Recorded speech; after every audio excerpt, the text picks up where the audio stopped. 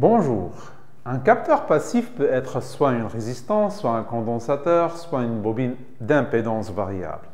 Ça veut dire ZC est égal à ZC0 plus delta ZC. ZC0, c'est l'impédance en absence de mesurante. Et delta ZC, c'est la variation de l'impédance due aux mesurantes. Pour pouvoir utiliser un capteur passif, il faut le placer dans un circuit. Ce circuit s'appelle un conditionneur. Dans ce cours, nous traitons deux types de conditionneurs. Le premier, c'est le potentiomètre et le deuxième, c'est ce qu'on appelle le pont de Wheatstone. Commençons par le montage potentiométrique. Et voici son circuit. La tension Vm est l'image de mesurante, ce que nous souhaitons mesurer. En absence de mesurant, on a Vm est égal à Vm0.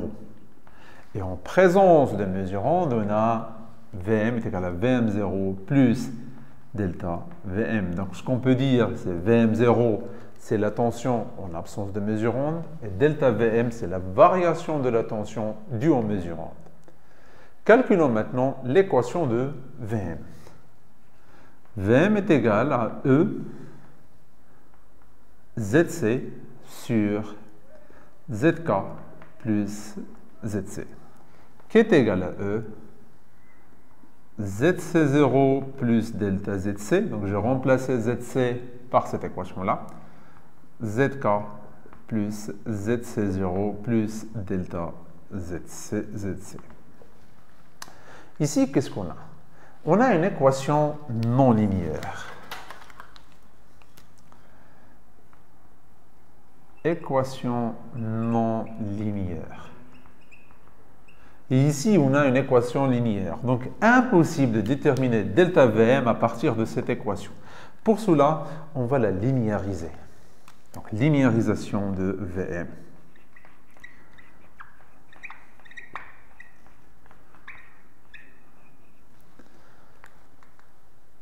Pour linéariser Vm, on se trouve devant deux cas. Le premier cas, c'est un cas un peu particulier. C'est ce qu'on appelle l'utilisation de petits signaux. Première solution, si vous voulez, utilisation petits signaux. C'est un cas particulier lorsque delta Zc est très petit par rapport à Zk plus Zc0. Dans ce cas-là, que devient Vm? Il devient E, Zc0 plus delta Zc. Ce terme-là, très petit par rapport à ce terme-là, donc on va avoir Zk plus Zc0. Je peux dire que c'est E, Zc0 sur Zk plus Zc0, plus E, delta Zc sur Zk plus Zc0. Ici, qu'est-ce qu'on a? J'ai une équation, maintenant une équation linéaire. Et qu'est-ce que je peux dire? Regardez ce terme-là. Il ne dépend pas de la variation de l'impédance. Donc ce terme-là, c'est Vm0. Et ce terme-là, c'est delta Vm. Comme j'ai dit, c'est une solution un peu particulière.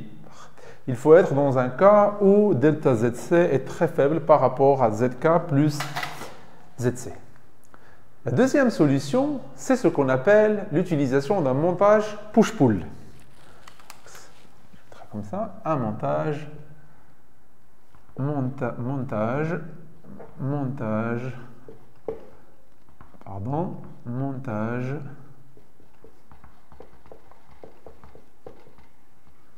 push-pull. Le montage push-pull, c'est lorsqu'on prend l'impédance Zk, aussi variable. Elle doit être identique à l'impédance de notre capteur, mais dont les variations sont de signes contraires.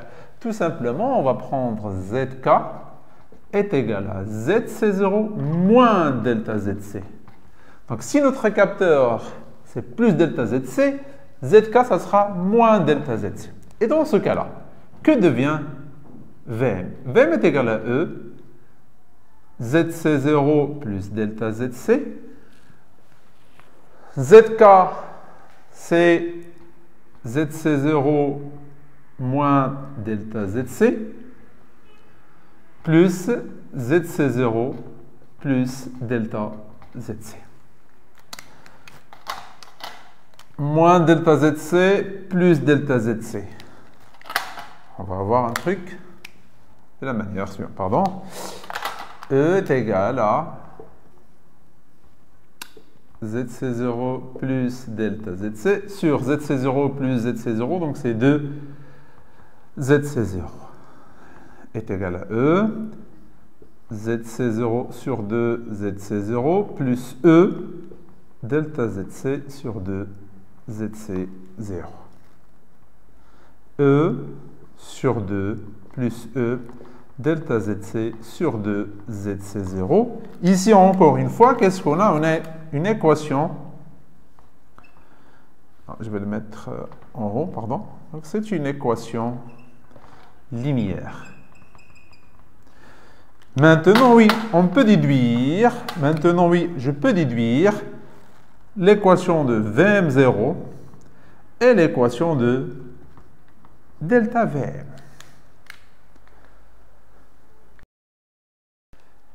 Les grandeurs d'influence sont des grandeurs étrangères qui, selon leur nature, leurs importances, peuvent provoquer des perturbations sur les capteurs. C'est donc une cause d'erreur agissant sur le signal de sortie.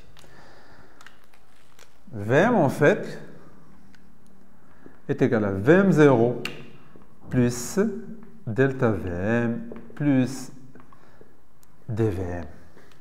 Il y a plusieurs grandeurs qui peuvent influencer la mesure. Je peux citer par exemple la température ambiante, la pression environnante, les vibrations mécaniques, les vibrations acoustiques, la position du capteur, sa fixation, l'humidité, la projection d'eau.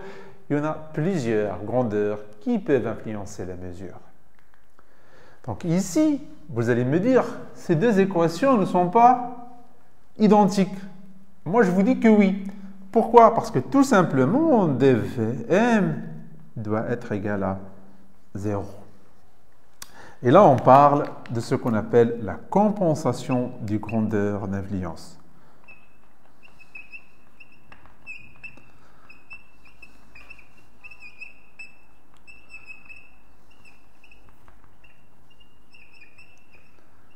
La compensation du grandeur d'influence. dVm est égal, pardon, d rond Vm dZk d rond G plus d rond Vm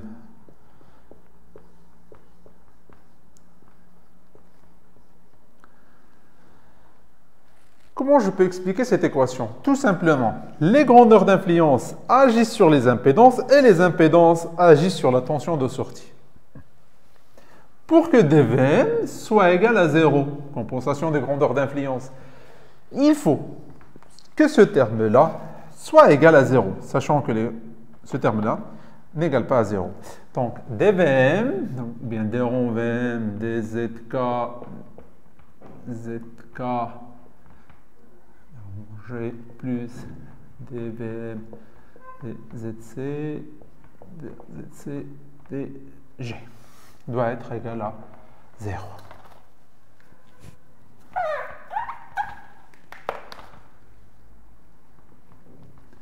On sait aussi que les grandeurs d'influence agissent de la même manière sur les deux impédances. Donc, d rond Zk dG est égal à d rond Zc sur dG, qui est différent de 0. Ce qui implique que, pour que dVm soit égal à 0, il faut que dVm dZk plus dVm sur dZc est égal à 0. dVm sur dZk doit être égal à moins dVm sur dZc. Je vous rappelle que la compensation des grandeurs d'influence se fait en absence de mesurande. Ça veut dire lorsque Vm est égal à Vm0, qui est égal à E, ZC0 sur zk plus zc0. Et aussi lorsque, donc en absence de mesurande,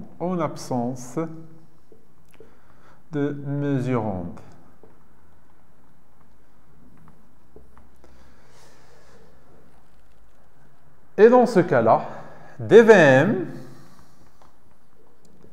sur dzk est égal à moins E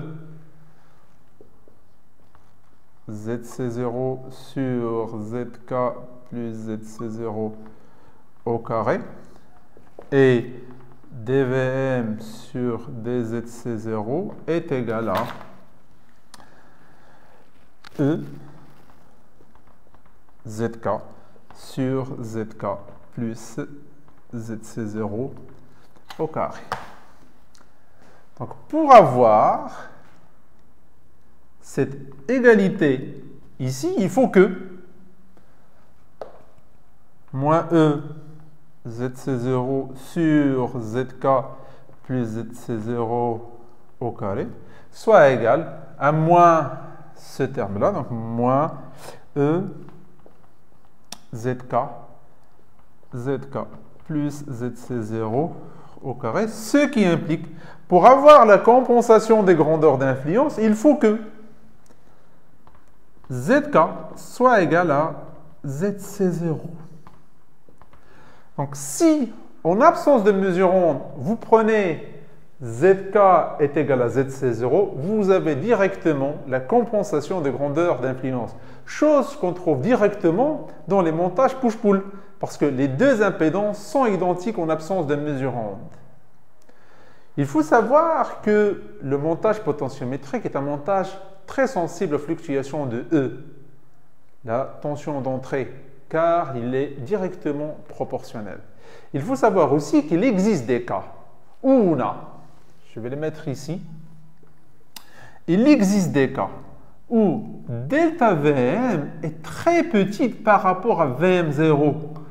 Ça veut dire, en faisant la mesure, même en variant le mesurant, on obtient toujours Vm0. Pourquoi? Parce que delta Vm est noyé dans Vm0. Pour éviter cette sensibilité au bruit et éliminer ce qu'on appelle la composante continue, on doit utiliser de préférence un autre montage. C'est le montage qu'on appelle le pont équilibré ou pont de Wheatstone. C'est ce qu'on va voir dans la deuxième partie du cours.